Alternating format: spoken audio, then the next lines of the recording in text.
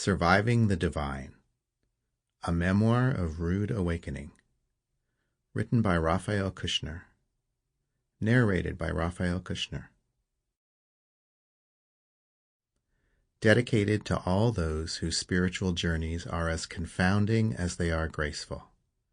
May you find the sacred space within to welcome it all.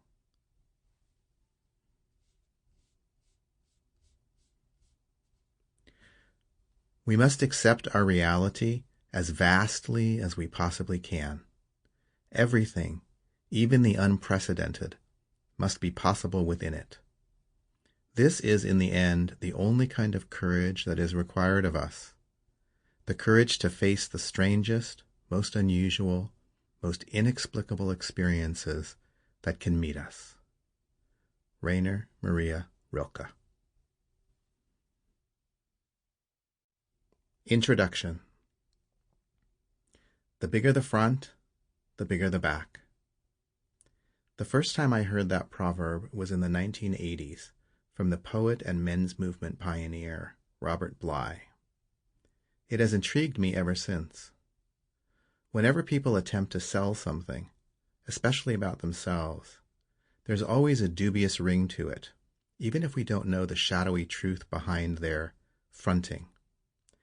Taking the saying to heart, I wondered for many years if it was possible to share something personally meaningful with great passion, yet not to front at all. Then it came to me. The only way to avoid the front-back dilemma was to create a circle. With a circle, there is no front or back. Nothing gets hidden or cleaned up. Everything is purposely included in order to create the most complete, authentic expression. The story I'm about to tell is full circle. Whenever I felt a temptation to leave something out, that urge almost always redirected me to leave it in. I need to share this at the outset because the story is largely unbelievable. No doubt it has the potential to surprise, scare, confront, and confuse. There are more things in heaven and earth, Horatio, than are dreamt of in your philosophy. The first time I read this Shakespearean epigram, I knew instantly that it was true for me.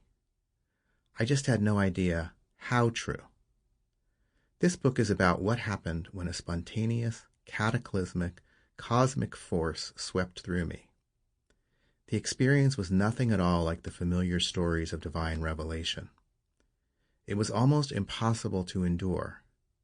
It was also exquisite, mesmerizing, a deliverance of grace that I never wanted to end. It hasn't, going on 25 years. This story mostly covers how it all began and what I had to do to survive and stay sane. Its main focus is 1995 to 2000, the years before I wholly transformed my life to become a writer and teacher of emotional connection, present moment awareness, and spiritual liberation. The years between then and now, when I was on the tail end of the cataclysm, are perhaps the focus of a follow-up volume. Here, I aim for the fullest possible rendering of the initial holy mess, a roaring fire of torment that consumed nearly everything in its path and paved the way for what came next. There are many descriptions across different cultures for the first spiritual spark that began my journey. There's Ruach from Judaism, Loa from Voodoo, Tumo from Tibetan Buddhism, Holy Spirit from Christianity, and, with the most extensive body of accounts and scholarly research, Kundalini from the Hindu tradition. There are numerous symbols that depict it as well, such as a serpent, a cross, and serpents wrapped around a cross. But all of those are just names and images. They don't come anywhere close to capturing the experience itself, whether for me or for any other individual to whom it actually happens. Plus, no two people experience it the same way. For the sake of convenience going forward, I'll use the term Kundalini awakening to refer to it.